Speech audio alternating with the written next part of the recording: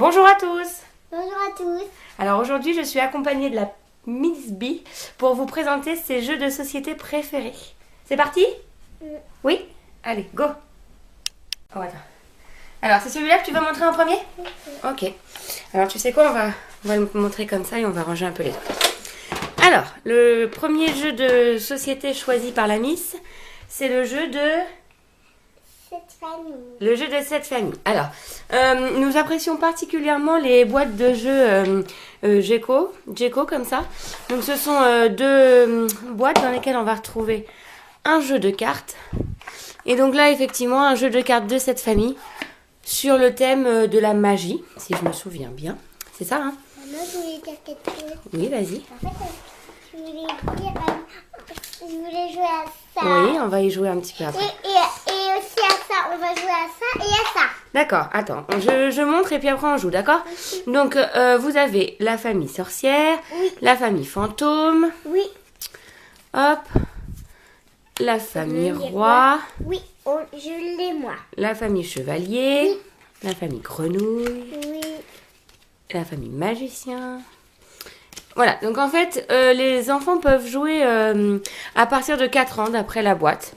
Donc nous, Miss B, quand elle a eu ce jeu de société là, c'était cet été, donc elle avait 3 ans et demi. En fait, elle pouvait elle a bien compris très rapidement la règle du jeu. Et en fait, vous n'avez pas 7 personnages, ou je sais plus, 6 personnages par famille, mais uniquement 4. Donc le père, la mère, le petit garçon et la petite fille. L'enfant arrive à se repérer en fonction de l'aide-mémoire que vous avez ici. Et puis le symbole en haut lui permet de connaître le nom de la famille. Donc là, famille sorcière, famille fantôme, etc. Je sais plus, famille troubadour. Donc voilà. Et puis, grâce aux indications en bas, l'enfant arrive à savoir s'il a formé toute une famille ou pas. Donc c'est un jeu qui est super pour commencer à apprendre la règle du jeu de cette famille. Et donc je vous le conseille beaucoup. Il est axé donc, comme je vous le disais à l'instant, de 4 à 7 ans. Mais clairement, enfin voilà, nous à partir de 3 ans, elle a réussi à jouer sans aucun problème. Attends, chouchou. Attends. Ensuite, le jeu de Mistigris, même principe. À partir de 4 ans, d'après la boîte, en réalité, elle a pu jouer très tôt, puisque c'est un jeu qu'elle a eu pour ses 3 ans, et avec lequel on a joué tout de suite. Donc, qu'est-ce qu'il faut faire avec le Mistigris? Tu te rappelles? Oui. Tu expliques? Il faut retrouver la famille même. Non, il ne faut pas retrouver la famille même, il faut retrouver la paire. Donc, il faut avoir les deux mêmes personnages. Donc, Oui. qu'est-ce qui nous permet de savoir si c'est les mêmes? Voilà, là c'est deux personnages. nounours et puis les petites pattes ici. Là c'est l'abeille, donc ce ne sont jamais les mêmes cartes. Les cartes ne sont pas identiques, mais les indications ici permettent à l'enfant de retrouver les paires. Et donc, il ne faut surtout pas avoir le Mistigris. Celui qui a le Mistigris a perdu. Voilà, donc ça, tu aimes beaucoup jouer avec le Mistigris. On a fait beaucoup de parties avec le petit Mistigris. Alors, celui-ci, c'est un jeu de cartes Hello Kitty, donc même chose, qui est normalement préconisé pour les enfants à partir de 4 ans, mais avec lequel elle joue depuis ses 3 ans et demi. Alors, qu'est-ce qu'il faut faire dans celui-là, tu te rappelles? Oui, il faut trouver si c'est la même couleur ou le même personnage. Voilà, il faut trouver si c'est la même couleur ou le même personnage. Et celui qui a gagné, c'est celui qui a enlevé toutes ces cartes. Donc en fait, il faut assembler, c'est une forme de Uno en fait. Donc il faut assembler soit les couleurs, soit les personnages. Et c'est celui qui s'est débarrassé de toutes ces cartes en premier qui a gagné. Donc tu as bien aimé jouer avec ça aussi. Oui, ça ressemblait beaucoup au Uno. Et justement, on va pouvoir présenter le Uno. Alors, le Uno Junior, alors moi j'étais super contente de... Mets pas tes deux pieds dans le trépied. J'étais super contente de découvrir qu'il existait un Uno Junior parce que j'ai fait des tonnes de parties quand j'étais enfant avec mon frère et ma sœur. Et donc j'étais super contente de pouvoir partager ce jeu avec ma fille. Donc en fait le Uno Junior, c'est le même... c'est la même règle du jeu que le Uno normal. Sauf que forcément, les cartes sont simplifiées pour les enfants. Oui. Donc, on doit retrouver soit la même Couleur. couleur, Ou soit le même animal. Par exemple, ici, 2 zèbres. 2 zèbres. Donc, on peut se débarrasser d'un zèbre Ou par si on a le même exemple, animal. par exemple, 2 rhinocéros. Hippopotame, 2 hippopotames, voilà, où il y a aussi les lions, etc. Donc les chiffres sont indiqués quand même, donc, puisque c'est un jeu qui est à partir de 4 ans, donc à partir du moment où les enfants savent reconnaître les numéros, on peut ajouter la règle de comptage de points par exemple. Les cartes comme celles-ci ne sont pas obligées d'être utilisées dans un premier temps. Nous, on a commencé par ne pas jouer avec et puis après, on a ajouté ces cartes-là. Donc, ça permet de choisir n'importe quelle couleur. Et puis, on a bien sûr les cartes plus 1 et les cartes plus 2. Je sais pas si je vais... les interdictions de jouer. Donc, voilà. Ce sont vraiment la même règle que le Uno. Mais il n'y a pas les plus 2, il n'y a que les plus 1. Donc la même règle que le Uno, mais avec des cartes simplifiées pour jouer avec les enfants. Même chose, on a beaucoup joué avec celui-ci cet été. Attends, Elia. Est-ce que tu veux bien descendre de la table, s'il te plaît? Te mettre sur le côté. Voilà, merci.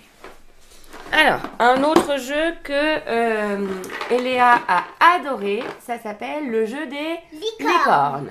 Alors, Licorne dans les nuages, c'est un jeu dont je vous ai... déjà parlé sur le blog, donc je vous mets en barre d'infos le lien de mon article. Donc c'est un jeu ABBA, donc comme la plupart des jeux ABBA, on a donc une boîte en carton, c'est un jeu en carton. Alors vous avez une planche de montage donc, qui se met sur le principe d'un puzzle. Vous avez des petits cristaux aussi. On a des petits cristaux. Alors, on doit mettre 4 petits cristaux à la fin. Des chevals. Des chevaux. C'est des licornes. Alors, on choisit la couleur de sa licorne. On commence le jeu ici, sur le nuage bleu. Ensuite, il y a 2 dés. Donc, ça peut paraître un peu complexe au départ pour les enfants. Mais très très vite, la règle du jeu est bien abordée. Donc, c'est une boîte de jeu qui est préconisée à partir de 3 ans.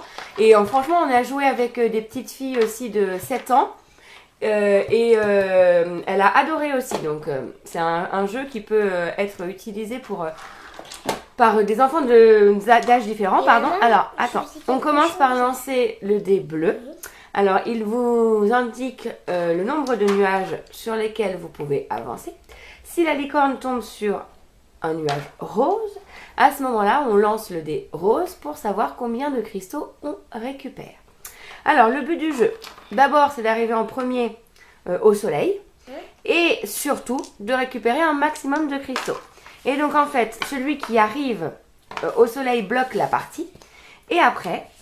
L'enfant est invité à venir placer sa licorne de l'autre côté du plateau et à placer ses cristaux, les cristaux remportés pendant la partie, voilà, sur la ligne de départ. Ce qui permet aux enfants visuellement de vérifier quel est l'enfant qui a gagné, celui qui a le plus de cristaux. Donc nous, on s'entraîne comme ça en plus à compter. Et puis tout de suite, on sait qui a le plus de cristaux et qui a gagné. Voilà. Et je voulais dire, oui. Si on tombe sur le fil, ça veut dire la licorne reste. Ça veut dire que la licorne reste coincée sur le plateau de jeu. C'est ça. Et qu'on passe son tour. Voilà. Tu aimes beaucoup celui-là, hein? Ouais, on a vraiment beaucoup joué. Bon, alors après, c'est un jeu qui est quand même très girly. Les cristaux, les licornes, le rose. Mais vraiment, c'est... Oui, attends. C'est vraiment un super jeu que je vous recommande, que l'on vous recommande. Alors, ensuite, deuxième... jouet suivant, donc comme vous pouvez le constater, c'est une boîte assez vintage d'un jeu de petits chevaux. Donc même chose, ça tu as beaucoup aimé découvrir le jeu des petits chevaux. Alors bon je vous refais pas la démonstration du jeu bien sûr. Donc c'est un bon moyen aussi pour l'enfant d'arriver à repérer les nombres, de reconnaître les nombres, les chiffres et puis pouvoir se déplacer sur le plateau de jeu. Et toi, tu choisis toujours lesquels? Et je montrerai à tout le monde. En fait, on fait comme ça. Voilà, on tire le dé et on fait avancer son petit cheval. Et celui qui a gagné, c'est celui qui est arrivé en premier, qui a fait tout le tour et qui est arrivé en premier tout en haut de sa colonne. Oui. Tu te rappelles? Allez. Alors, bon, clairement, on fait pas des parties complètes où on utilise les 4 chevaux. En fait, on n'en utilise qu'un. Et puis après, elle en a vite assez. Mais en tout cas, elle a déjà beaucoup apprécié jouer avec ce petit jeu. Et alors, le dernier que je voulais vous présenter, c'est un jeu qui se décline sur les trois années de maternelle. Donc là, c'est les jeux de la petite section. Donc à partir de 3 ans. Et en fait, il permet de travailler de la motricité fine, le langage, le raisonnement. Et ce sont des petites activités en fait qu'on va pouvoir réaliser en lien avec le programme entre guillemets donc de l'année de maternelle en question. Et je voulais dire, j'aime beaucoup ce jeu. Tu aimes beaucoup ce jeu. Alors, oui. C'est vrai que tu aimes beaucoup ce jeu. Alors en fait, il y a plusieurs choses. Donc là, par exemple, vous avez un plateau de jeu avec... voilà, donc ça nous permet d'avancer le pion sur le... Oui, voilà, sur les cases en fonction des numéros qui ont été attribués ici. Et puis ensuite... Attends, il y a 2 secondes. Ensuite, vous avez... je crois qu'il y en a 10. 1, 2, 3, 4... 5, 6, 7, 8, oui c'est ça. Donc là elles sont mal rangées hein, forcément mais vous avez 10 activités. Donc là vous avez des petites activités de yoga. Là il faut que l'enfant replace le personnage, donc reconnaître un peu les formes sur la grille. Ici, alors c'est un jeu un peu de mémo, donc on doit retrouver les différentes formes à partir des petites, voilà, par exemple là le pot de fleurs par exemple ici. Et ensuite de l'autre côté, l'enfant est invité à placer le pot de fleurs dans la bonne pièce de la maison. Celui-là, tu l'as bien aimé, celui-là. Hein. Ensuite, le numéro 7, il faut retrouver l'intérieur du fruit qui va se placer aussi selon une petite vignette. Et aussi, donc la couleur et l'intérieur. Oui. Je voulais dire, aussi, il y a des petits personnages, des lettres, des... Voilà, alors on va voir après pour les lettres. Et aussi, je voulais encore dire quelque chose. Sur le plateau, et ben vous voyez, celui qui arrive là, bah, il a gagné. Voilà, attends, on voit pas là parce que celui qui arrive où, il a gagné? Voilà. Alors, sur la plaquette numéro 2, c'est une alliance de couleurs. Donc là, l'enfant est invité à placer le papillon à côté donc de la fleur qui lui correspond avec les couleurs. Ça, c'est le 10e. Alors, celui-là, il était dur. Il était un petit peu plus difficile. Maintenant, tu devrais y arriver un peu mieux. Donc, il faut retrouver tout simplement la forme du pulse qui est associée avec le même nombre, en fait, qui est associé au sigle que vous avez ici. Ah, la chenille. La chenille, c'est le premier jeu. Tu as beaucoup aimé faire ça. Aussi, je voulais donc, attends. La chenille, il faut placer les numéros, les chiffres dans l'ordre. Alors, soit vous avez la version écrite, avec le chiffre, soit on met les ronds dans le bon ordre. D'ailleurs, là, il y a un petit souci d'ordre ici. Donc voilà. Ensuite, la même chose. Donc c'était là on travaillait plutôt les formes. Le triangle, le cercle, l'étoile, etc. Hop, attends, je vais les remettre dans l'ordre. Du coup, j'en profite. Alors, là, le voilà l'alphabet. Donc vous avez des... lettres. Voilà, des lettres. Et puis, voilà, très bien. Il faut arriver à repositionner tout simplement la lettre de l'alphabet sur la plaquette. Donc c'est un jeu de reconnaissance des lettres. Et puis dans le même genre, l'enfant là est invité à distinguer les chiffres et les lettres et donc de pouvoir à nouveau replacer ces petits cartons sur les différents éléments. Oui. Je voulais dire, là, on met les papillons tout autour. Voilà, et on pouvait mettre aussi les papillons tout autour ici. Donc c'est vraiment un jeu c'est vraiment un jeu sympa parce qu'il est à la fois, on va les moucher. C'est un jeu qui est à la fois ludique et pédagogique. Donc j'ai trouvé ça vraiment sympa. Et puis je pense que ce sont des jeux qui peuvent être également utilisés à l'école. Super. Qui peuvent également être utilisés à l'école. Je sais que la Miss, elle avait l'an dernier une séance par semaine de jeux de société. Et là, je pense que ce sont des petits jeux qui peuvent être utilisés comme ça. Donc en tout cas, je vous renvoie vers ma première vidéo sur les jeux de société, puisque Miss B est une grande fan des jeux de société. En fait, elle y joue depuis ses 2 ans. On avait déjà des premiers jeux qu'on vous a présentés dans une vidéo l'année dernière sur ses 2 ans. Et là, cette année, on a encore beaucoup joué aux jeux de société. Ouais. Alors maintenant, c'est bientôt ton anniversaire. Peut-être tu vas avoir des nouveaux jeux. Et puis j'aime beaucoup ces jeux famille. Voilà, tu aimes vraiment beaucoup les jeux de société, c'est vrai.